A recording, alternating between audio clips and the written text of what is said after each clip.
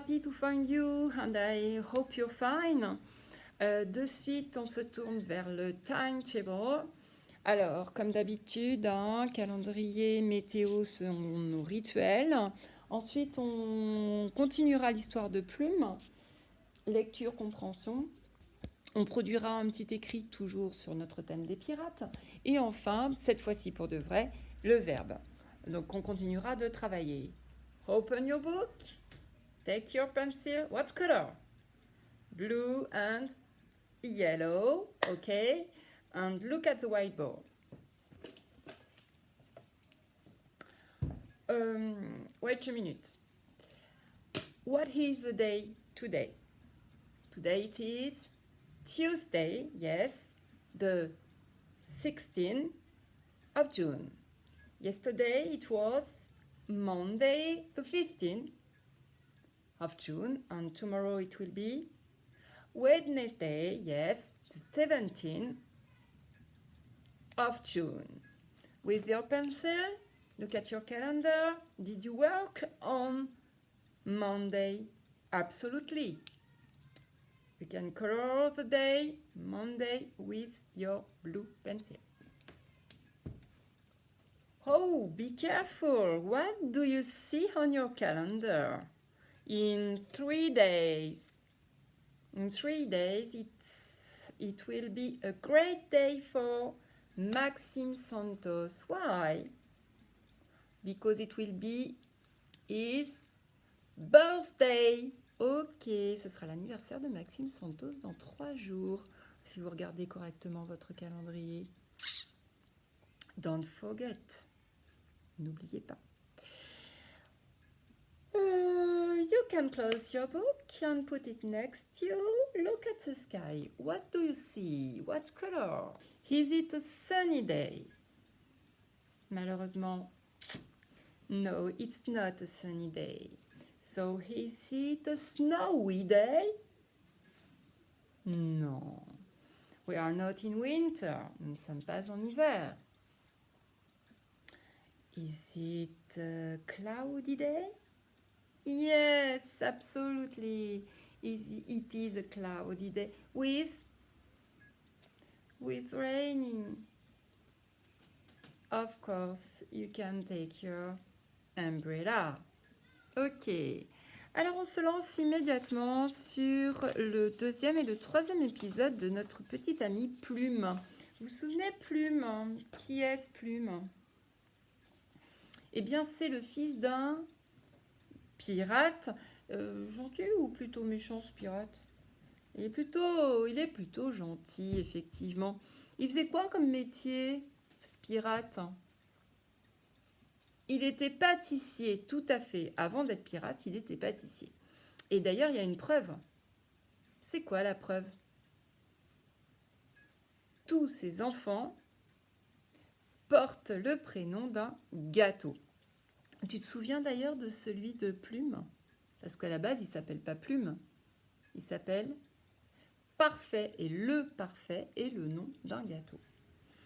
Très bien. Donc, sauf que notre ami Plume, il a envie de faire quelque chose dans la vie. Et c'est quoi? Alors, absolument, en fait, Plume veut devenir roi. Ça, c'est une grande prétention, mais il veut devenir roi de quoi? Des cannibales. Et alors, cannibales, qu'est-ce que ça veut dire? Ce sont des gens qui ont de drôles de pratiques. En fait, ils se mangent entre eux. Ce sont des hommes, des femmes qui mangent des hommes, des femmes. Voilà. Donc, roi des cannibales, ok, d'accord, il veut faire ça, mais du coup, toute sa famille se moque de lui. Tu ne deviendras jamais le roi des cannibales, n'importe quoi, Plume. En plus, il est tout petit, il est maigrichon, donc finalement, il se fait moquer de lui. Par ses sœurs notamment, et puis par le fameux perroquet qui répète ce que les sœurs disent. Il s'appelle comment le perroquet? Tarte aux pommes, oui, ça c'est ça, c'est rigolo. Alors, il décide de partir, de s'enfuir. Et on en était resté là. Donc, comme précédemment, vous allez avoir l'épisode 2 ainsi que l'épisode 3 dans le fichier de papa et maman. Ce sont des textes qui sont un petit peu longs, hein, j'en suis consciente. C'est pour ça que c'est une lecture à 2 voix que je vous propose. Un moment agréable à partager. Une nuit, quand tout le monde dort, Plume met à la mer le canot de sauvetage du Bon Appétit. C'est quoi le Bon Appétit? C'est le nom du bateau du papa de Plume. Au début, tout va bien. Plume rame hardiment, hein, et le canot file entre les vagues. Soudain, une terrible tempête éclate. Le vent hurle, le tonnerre gronde, même les poissons ont le mal de mer. C'est tout dire. Le pauvre Plume regrette drôlement de s'être enfui. Surtout qu'un filet l'enveloppe et le soulève hors de l'eau et le dépose sur le pont d'un bateau. Un homme blond et barbu se penche sur Plume et il rugit. « Qui es-tu » ? « Ben, je, bredouille le naufragé. « Silence !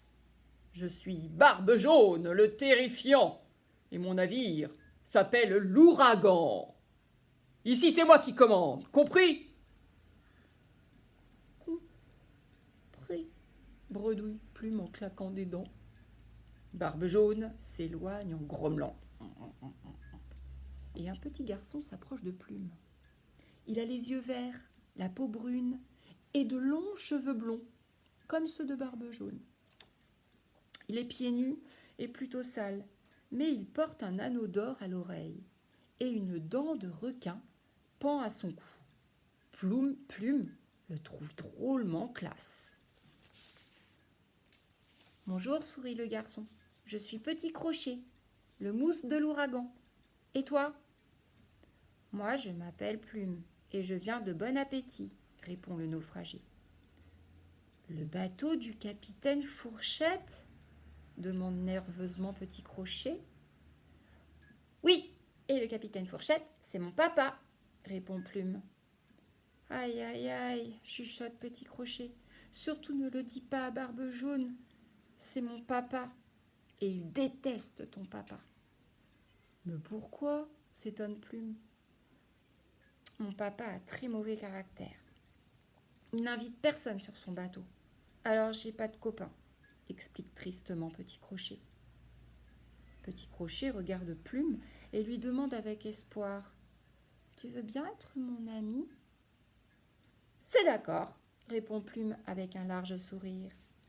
Les jours suivants, le pauvre Plume travaille dur pour Barbe Jaune. Il doit frotter le pont, peler les patates, laver la vaisselle, faire la lessive et cirer les bottes du capitaine. Mais Barbe Jaune n'est jamais content. Il passe son temps à lui crier dessus. Heureusement, Petit Crochet aide beaucoup Plume, puisqu'ils sont amis. Il lui présente même Flic-Flac, son dauphin apprivoisé. Et Flic-Flac est très gentil. Il saute dans les vagues avec une balle sur le nez. Le soir, les enfants bavardent sur le pont. Plume parle de sa famille à son ami. Petit Crochet, qui regrette d'être enfant unique, lui pose beaucoup de questions, surtout sur Charlotte. Alors, vous voyez, c'est quand même un long texte. Donc, l'idée, c'est que vous puissiez le lire, mais le lire avec une aide, évidemment, ou sans pour ceux qui n'ont pas besoin, et que vous preniez votre temps, surtout. D'accord ? Donc, je vais vous demander d'aller récupérer dans le fichier de papa et maman, eh bien, la compréhension, qui ressemble à ça. Voilà. Donc, c'est le chapitre 2. Et dans un premier temps, on va vous demander, vous avez 6 étiquettes et on vous demande de remettre les étiquettes dans l'ordre pour former une phrase. Attention, pour un indice, c'est une phrase que vous trouvez dans la lecture. D'accord ? Ensuite, on vous demande comment s'appelle le bateau de Barbe Jaune. Est-ce qu'il s'appelle, alors il faudra colorier, est-ce qu'il s'appelle l'Orange ? Est-ce qu'il s'appelle l'Ouragan ? Ou est-ce qu'il s'appelle l'Orang-Outan ? Qui est Petit Crochet ? Est-ce que c'est la mousse ? Est-ce que c'est la mouche ? ou est-ce que c'est le mousse? D'accord? Et puis là, alors là par contre, ce qui serait bien, c'est que vous arriviez à le lire tout seul. Vous avez petit crochet et plume qui sont en train de se parler. Et il y a 3 phrases ici dites par les personnages. Alors il faut relier, c'est-à-dire faire un trait pour mettre les paroles du bon personnage, les paroles avec le bon personnage. Donc on lit la phrase et on dit et on tire un trait pour dire qui est-ce qui l'a prononcé. D'accord? Bon, ça c'est un travail qui vous prend un petit peu de temps, mais c'est pas grave. Alors après on continue sur les pirates, puisque on va commencer notre travail sur les rallyes d'écriture. C'est-à-dire que jusqu'à la fin de l'année, on va essayer en tout cas d'écrire régulièrement une phrase à partir d'une image. D'accord? Donc là, tu vois plume, là, tu vois petit crochet. Et alors ça, je te le dis parce qu'on ne l'a pas encore vraiment croisé, c'est le papa de plume. Ici, tu as toute une liste de mots qui t'est proposée pour écrire une phrase qui correspond à l'image que tu vois. D'accord? Donc, ce que tu peux faire, c'est prendre ton ardoise et commencer à écrire cette phrase. Alors, ce qu'on veut, c'est que, ce qui est très très important, c'est que bien sûr, comme on demande d'écrire une phrase, qu'est-ce qu'il faut respecter? Le point, mais la majuscule, évidemment. Et il faut que cette phrase veuille dire quelque chose. Et il faut surtout que tu te bases sur l'image. C'est-à-dire qu'on ne va pas commencer à imaginer ce qui s'est passé avant ou ce qui s'est passé après. On te demande vraiment d'écrire ce que tu vois sur l'image en utilisant les mots qui sont ici. D'accord? Donc, fais-toi bien le film de ce qui se passe sur l'image dans ta tête. Et comme ça, tu pourras écrire une phrase. Et si tu es inspiré, tu as même le droit d'en écrire 2. Ça après, clic-clac, pour que nous, Madame Gaillard et moi, on puisse regarder comment aujourd'hui tu écris. D'accord? Allez, donc après avoir fait ça, donc tu vois, tu as pas mal de boulot, même si ça va plus vite aujourd'hui. Donc après avoir fait ça, on va revenir à nos verbes. Alors, aujourd'hui, en ce qui concerne les verbes, on va apprendre quelque chose d'un petit peu plus compliqué encore. On déborde un peu sur le programme de l'année prochaine, mais quand tu écriras ou quand tu liras, tu sauras pourquoi on ne prononce pas toutes les lettres. Alors effectivement, on a vu que les verbes, pour beaucoup de verbes, désignaient une action. Alors, on va regarder tout de suite la phrase. Il y a 2 phrases au tableau, mais on va regarder la première. Et on va la lire ensemble. D'accord? Alors, on y va. Tom au bijou, on y va. Ouais, ça c'est facile à lire. Le chat miaule. Le chat miaule. D'accord? Quand on lit cette phrase, le chat miaule, est-ce qu'il est singulier ou est-ce qu'il est pluriel? Est-ce qu'il n'y a qu'un seul chat ou est-ce qu'il y en a plusieurs? Alors effectivement, Elio, il n'y en a qu'un seul. Le chat miaule. Dans ces cas-là, quand on dit seul, c'est du singulier. Bravo Tom Leprel, il y a de bons souvenirs. Singulier commence comme seul. Ok, parfait. Le chat miaule, il est tout seul. Alors justement, donc Ombline, tiens, aide-nous. Tu lis la deuxième phrase. Ah oui, les chats, donc ça on avait déjà vu. Tu te souviens? Ça veut dire qu'on est au singulier ou au pluriel, là, Ombline? Là, on est au pluriel, oui, effectivement. Les, le S de l'article, il va se retrouver dans le nom qui l'accompagne. Les chats. Mais regarde au niveau du verbe, qu'est-ce qui change? Alors, au niveau du verbe, la marque du pluriel pour un verbe n'est pas du tout le S. Ça, ce n'est pas ça du tout. Il n'y a pas le S pour dire que c'est pluriel. Non, il y a deux petites lettres. C'est le N et le T. Vous voyez qu'on rajoute, en fait, juste à la fin du verbe. Et là, je sais que ce verbe-là, il va avec un mot qui est pluriel parce qu'il y a le N et le T. D'accord? Je sais, c'est pas simple, mais on va y arriver. Je te donne une petite chose à faire. Sur ton ardoise, on va y aller tout doucement, t'inquiète pas. On voit ça aujourd'hui, on le reverra encore jeudi. Alors voilà, sur ton ardoise, tu vas écrire, là, tu vois, je t'ai mis un début de mot, enfin, je t'ai mis un début de phrase, pardon. Le lion, le lion. Le lion, qu'est-ce qu'il peut faire? Alors attention, là, tu as plusieurs verbes. Il y en a qui sont au pluriel et il y en a qui sont au singulier. D'accord? Le lion, c'est du pluriel ou du singulier, Noah? C'est du singulier, c'est très bien. Donc du coup, les verbes que tu vas prendre, ça doit être du singulier ou ça doit être du pluriel, Yolande? Ça doit être du singulier. Bah oui, évidemment. Non singulier, verbe singulier. Non pluriel, verbe pluriel. Donc ici, tu vas faire ton marché.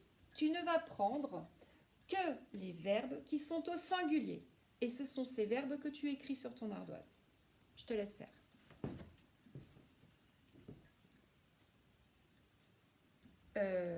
Du coup, Isandre, est-ce que ce verbe-là, je peux le prendre? Eh bien non, tu as raison, Isandre, je ne peux pas le prendre. Pourquoi? Parce qu'il a cette marque-là, qui est celle du pluriel, et du coup, ça ne va pas avec un article et un nom qui sont singuliers, seuls. Ok, celui-là, je ne peux pas le prendre. Est-ce que celui-ci, je peux le prendre, Maxime Henry? Oui, je peux le prendre parce que justement, il n'y a pas la marque du pluriel. Alors, est-ce que tu peux nous lire ce mot, Maxime? Croque. Le lion croque. Tout à fait, on peut le prendre. C'est bien, Maxime. En dessous, Jean. Ce mot, est-ce que tu peux nous le lire, sachant que cette lettre-là, elle dort? Dort, justement, c'est le mot dort. Alors, est-ce qu'il y a E-N-T à la fin? Regarde bien. Non, il y a juste le T. Ça ne suffit pas pour faire le pluriel. Donc, est-ce que je peux le prendre? Oui, je peux le prendre, puisque là, c'est le lion singulier dort. D'accord? Il n'y a pas de marque de pluriel. Ici, est-ce que je peux prendre ce verbe, Maya? Est-ce que tu peux nous le lire d'abord? Marche. Très bien. Ce verbe, est-ce que je peux le prendre pour aller avec ce groupe de noms? Non, je ne peux pas le prendre. Pourquoi? Parce que c'est un verbe avec la marque du pluriel. Effectivement, on a le NT. Du coup, je ne peux pas le mettre avec le lion. Bravo! Je te laisse regarder la petite vidéo et ensuite, tu retrouveras dans le fichier de papa-maman un tout petit exercice qu'il faudra coller dans ton cahier bleu pour me montrer si déjà tu commences à faire la différence entre singulier, verbe au singulier et verbe au pluriel. Je rappelle, un verbe au pluriel, sa marque du pluriel, c'est quoi? E, N, T. Bravo Maxime Santos. Et si on jouait au volley? Oh oui alors! Il faut appeler le robot et la poupée super-héroïne. Honneur à la poupée. Au groupe nominal féminin donc. Que la partie commence. La poupée lance la balle. Le pauvre robot perd. T'as vu? La poupée est au singulier et le verbe aussi. Et c'est pareil pour la phrase avec le robot. Exactement. Quand le groupe nominal sujet est au singulier, le verbe l'est aussi. c'est la chaîne de l'accord. Mais enfin, ce n'est pas comme ça qu'on joue. Je sais, ce sera plus facile de jouer en équipe.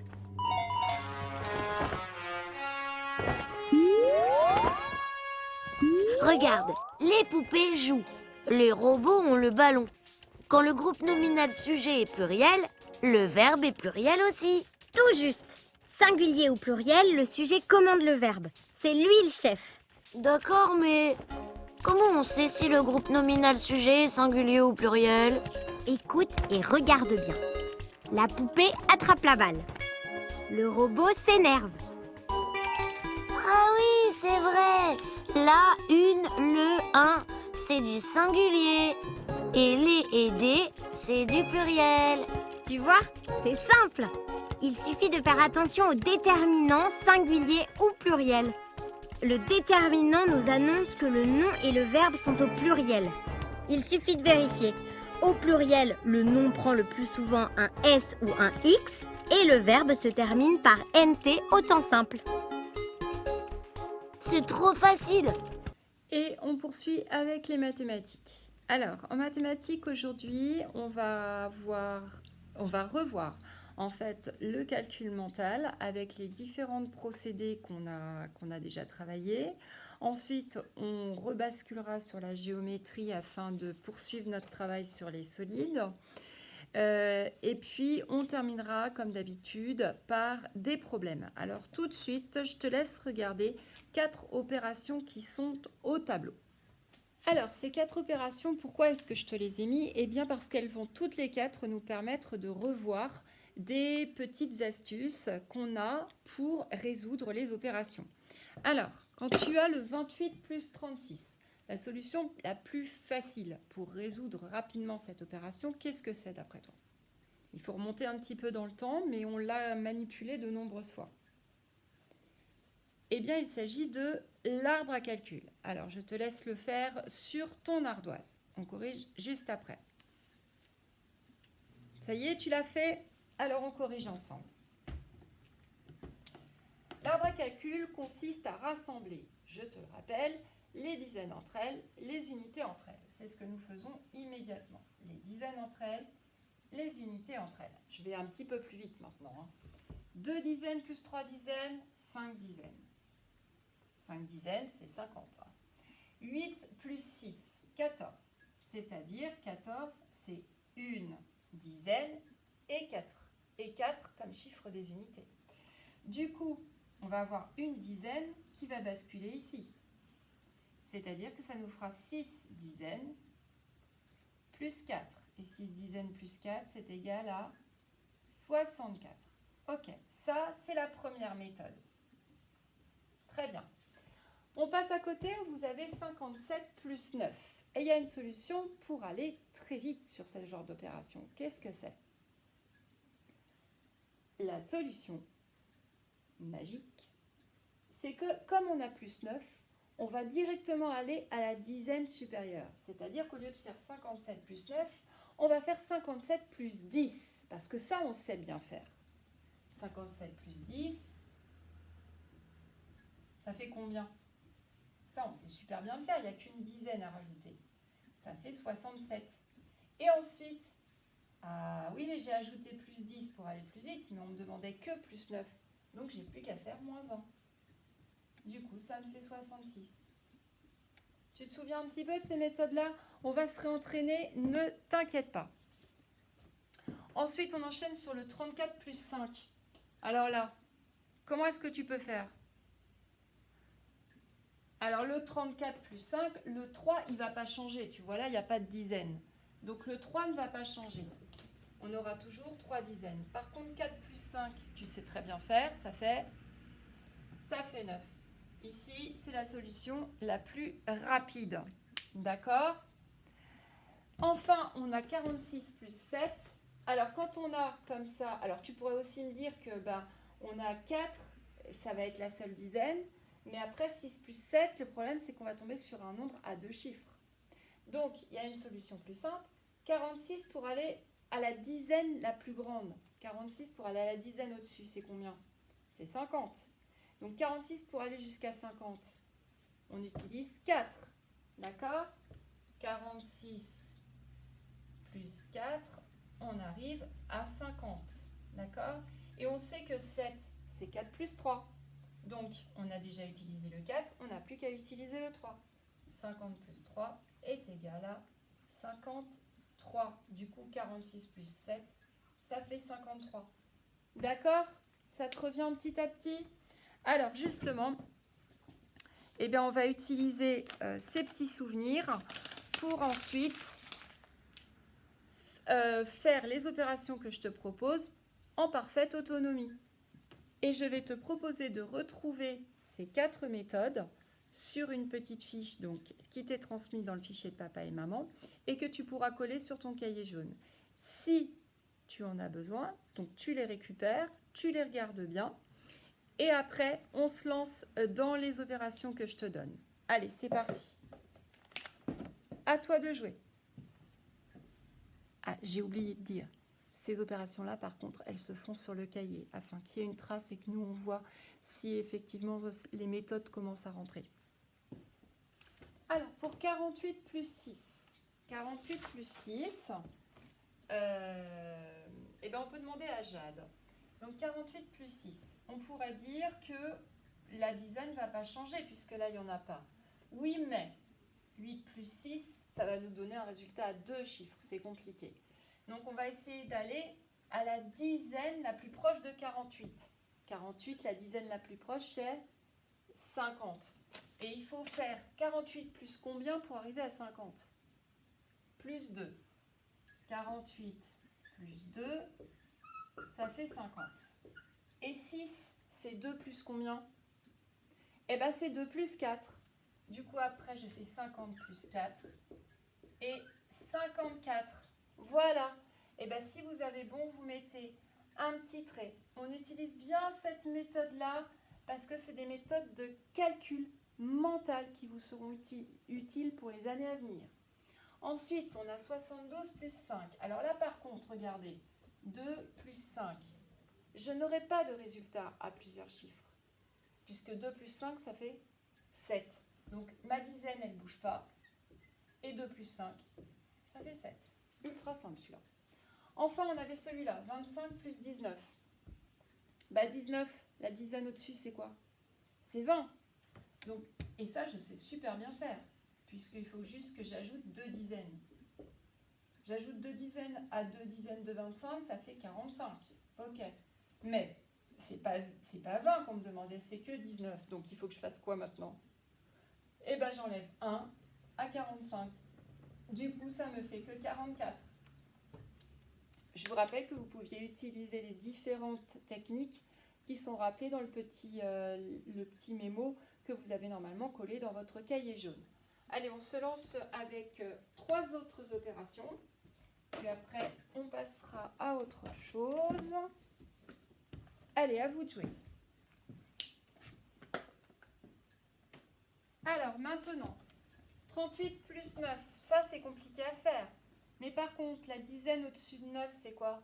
C'est 10. Ça, on sait super bien faire, 38 plus 10. 38 plus 10, c'est juste rajouter une dizaine. Et ça fait 48. Super. Sauf que c'est pas 10 qu'on vous demandait, c'est 9. Donc, qu'est-ce qu'il faut faire ici? Ça vous rappelle ça? Moins 1. Très bien. Et du coup, ça faisait 47. Donc, 38 plus 9, ça fait 47. On passe à côté. Ah là, tout de suite, là, je vois qu'est-ce qu'il faut que je fasse. Mon arbre à calcul. C'est bien, Inès. De bons réflexes. Donc, je vais rassembler mes dizaines entre elles et mes unités entre elles. 6 et 2, 6 dizaines plus 2 dizaines. Ça fait 8 dizaines. Attention, 8 dizaines. Hein, j'oublie pas. Ce pas des unités. Et 5 plus 7, ça fait combien? 12. Très bien. Alors attention les amis, dans 12, on a une dizaine qu'il va falloir basculer de ce côté-là. 8 dizaines plus une dizaine, ça fait 9 dizaines, plus 2 unités. Et 90 plus 2, ça fait 92. Bravo Inès, dis donc, t'es en forme. Enfin ici, 8 plus 87. C'est peut-être pas forcément facile dans ce sens-là. On pouvait faire 87 plus 8. Alors, bah, c'est vrai qu'on pourrait dire le 8, il ne va pas changer, il n'y a pas de dizaine ici. Oui, mais 8 plus 7, on va avoir un nombre à 2 chiffres. Donc, qu'est-ce qu'il faut faire? Il faut passer à la dizaine supérieure. 87, la dizaine la plus proche, c'est 90. Et oui, c'est mon chef de famille. Et pour arriver jusqu'à 90, j'ai fait 87 plus combien? Bah ça, 87, 88, 89, 90. J'ai fait 87 plus 3. 87 plus 3, ça fait 90. Et 8, c'est 3 plus combien? Plus 5. Et 90 plus 5, ça fait 95. Voilà. Alors, ça, c'est... si ça reste encore un peu abstrait pour un certain nombre, c'est pas tellement étonnant. N'oubliez pas que vous pouvez reprendre du matériel concret. Hein. À cette issue-là, on peut refaire les sacs de graines, les cubes. Oui, je sais, c'est pénible parce qu'il faut tout ressortir. Mais ceci étant dit, c'est le meilleur moyen pour que ça devienne des réflexes et que les enfants piochent après dans les tiroirs de leur mémoire en disant « Oui, bah là, pour arriver au résultat le plus vite, hop, je vais utiliser l'arbre à calcul. Hop, je vais utiliser la dizaine supérieure. » Mais en fait, de vous-même, vous pouvez très bien, de façon orale, hein, voilà, il y a une maman qui me parlait de revoir tout ça en faisant du vélo, bah, ma foi, c'est tout à fait faisable. Vous faites du vélo et vous dites, bon, bah 8, quelle est la dizaine qui est juste au-dessus de 8? Bah, c'est 10. Quelle est la dizaine qui vient au-dessus de 17? Bah, c'est 20. Voilà, c'est des choses qui doivent être rapidement trouvées par l'enfant. Mais ça, normalement, on fait tout un tas de jeux en classe pour que ça puisse venir à la mémoire et ça puisse s'ancrer dans la mémoire. Là, forcément, je suis obligée de compter sur votre partenariat plus que jamais. Donc voilà, j'essaye de vous donner des petits trucs. En géométrie, pour la géométrie, je vais demander aux enfants de prendre leur grand cahier Jocatop de géométrie, puisque je vais leur demander de prendre les 2 dernières pages en fait de leur cahier. Et oui, on s'assigne, on s'approche de la fin. Où on vous demande de retrouver les solides, le cube et le pavé droit. Tu vois, j'ai été plus loin en te faisant travailler la pyramide, la boule, le cône, mais malgré tout, c'est le cube et le pavé droit qui sont le programme basique de CP. Et puis, on finit sur les arêtes, les sommets et les faces. Donc, si tu as trouvé, comme un certain nombre de copains, et d'ailleurs, je vais te joindre, mais pas sur la vidéo YouTube, je te joindrai dans un envoi de papa et maman, je vais vous joindre une petite surprise. Tu verras un certain nombre de copains qui ont trouvé des objets pour rappeler les solides. C'est génial de voir à quel point vous avez participé. Je suis vraiment ravie. On s'occupe des problèmes? Allez, c'est parti. Vous allez récupérer ça, bien sûr, comme d'habitude, dans le fichier de papa et maman. Et on s'approche là également du programme de CE1. Alors, voici la première proposition. Alors, ce n'est pas un prénom de la classe pour une fois. Jeanne joue avec son jeu de construction.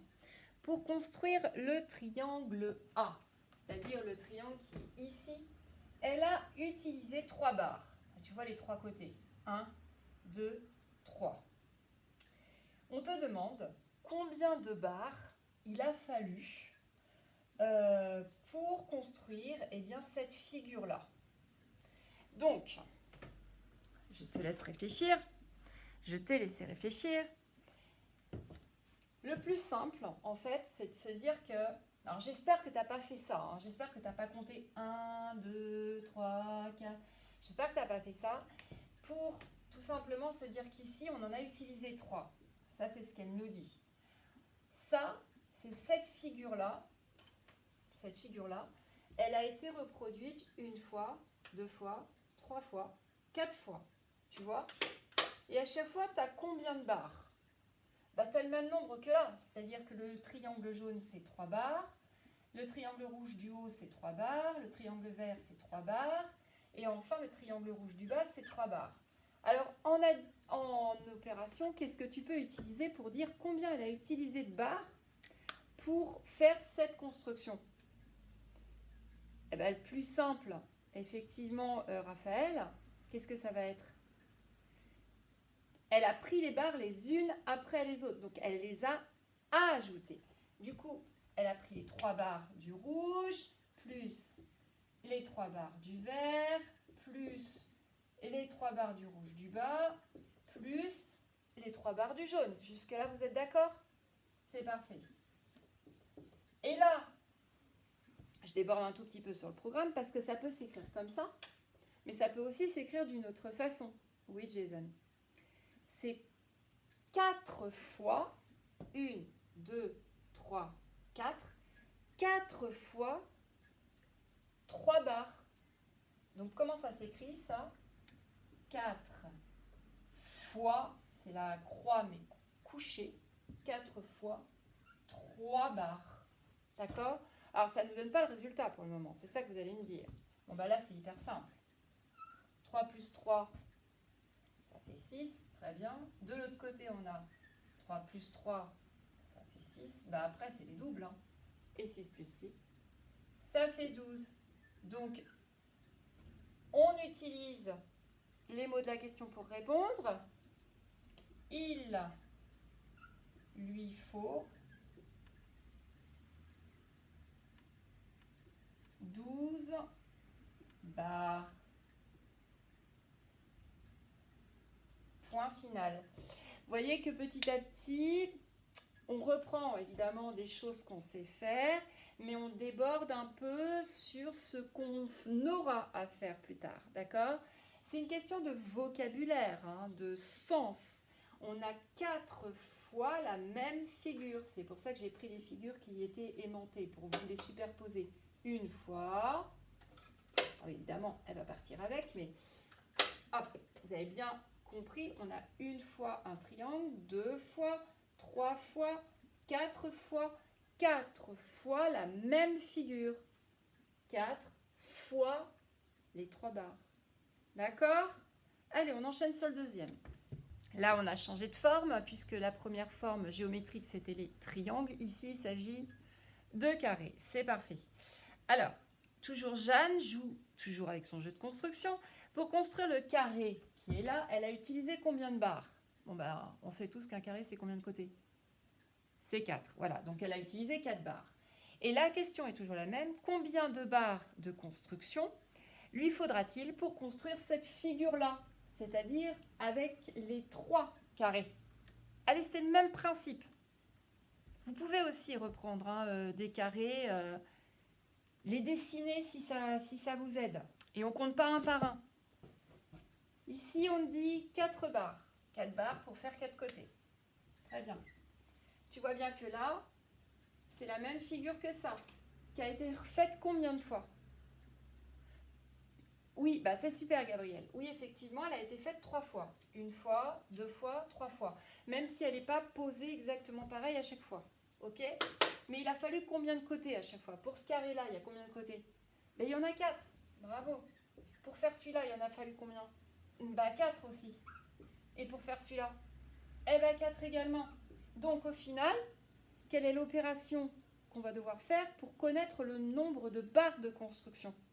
Pour faire tous les côtés. Les additions, on a pris les barres les unes après les autres. Vous pouvez faire ça aussi avec des allumettes, si vous n'avez pas de carré de forme géométrique devant vous. Faites ça avec des allumettes, c'est très très parlant pour les enfants. Donc vous avez 4 allumettes, 4 barres pour le carré vert, plus 4 barres pour le carré jaune, plus encore 4 barres pour le carré violet. Bon. Mais c'est combien de fois la même chose? C'est 3 fois la même chose comme, ça y est, t'as pigé, un carré, un carré, un carré. La même chose que ça. 3 fois 4. 3 fois 4 barres. À chaque fois, on a pris 4 barres là, 4 barres là, 4 barres là. Et du coup, alors là, effectivement, on ne connaît pas la réponse tout de suite à la question parce qu'on n'a pas appris nos tables de multiplication. Mais on va le faire, c'est pas grave. 4 plus 4, ça fait combien? Comme ça fait 8, évidemment. Et puis, il ne faut pas oublier le plus 4 qui est là. Et 8 plus 4, ça fait combien comme? Eh bien, ça fait 12, toujours. Donc, on écrit la phrase réponse. Il lui faut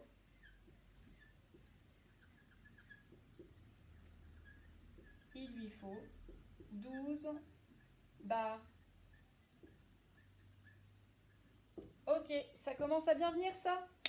Allez, j'efface moi de mon côté et vous prenez le troisième. Alors là, c'est un petit peu différent parce que vous n'avez pas le support du dessin. Mais rien ne vous interdisait de le faire. Et oui, je reprends le problème. Jeanne joue avec son jeu de construction. Pour construire le carré C, c'est-à-dire ça, elle a utilisé 4 barres. Jusque-là, c'est toujours OK.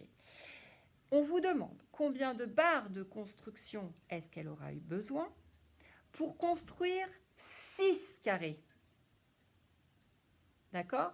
Eh bien, c'est pas grave, je fais mon dessin. 6 carrés. On imagine 6 carrés. Alors, ils ne sont pas très réguliers, mes carrés, hein, désolé. 1, 2, 3, 4, 5 et 6. Je sais que pour faire un carré, j'ai utilisé combien de barres de construction? 4. Allez, reprenez vos allumettes pour ceux qui ont le plus besoin. 4. Ici, j'en aurais besoin de combien pour faire le carré? De 4 aussi. Et comme c'est tous les mêmes, à chaque fois, j'ai besoin de combien? De 4.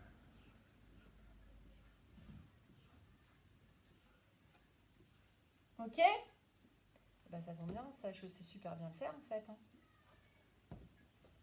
J'ai qu'à mettre ça. 4 plus 4, ça fait combien les enfants? 8. Là, j'ai exactement la même chose. Et là, j'ai exactement la même chose. Oups. Ça vous rappelle pas un peu le chemin des additions, ça? Un peu, hein. 8 plus 8. Ça fait combien? Ça fait 16. 8 et 8, 16. Hein. Et 16 plus 8. 16 plus 8. Je vais l'écrire ici. Hop, c'est le 8 qui est là, il faut mettre ici. Alors 16 plus 8, ça fait combien? Ça fait combien? Ça fait combien? Aaron.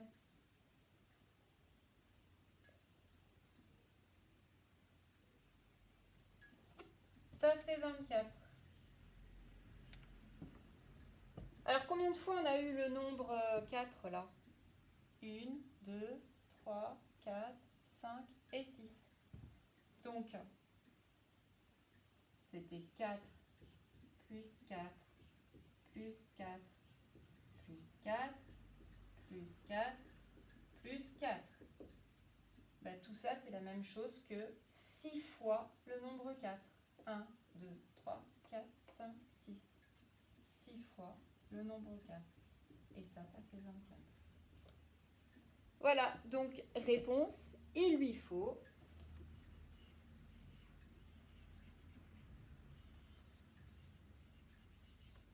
24 barres.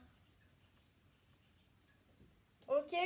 Allez, je vous laisse avec, pour demain, un petit problème un peu de la même envergure, mais cette fois-ci, ça sera peut-être un peu plus compliqué parce que c'est pas des figures géométriques, c'est des solides. Alors attention à ce qu'on ne voit pas. Reprenez les solides que vous avez pu trouver chez vous. À demain, mes petits loups.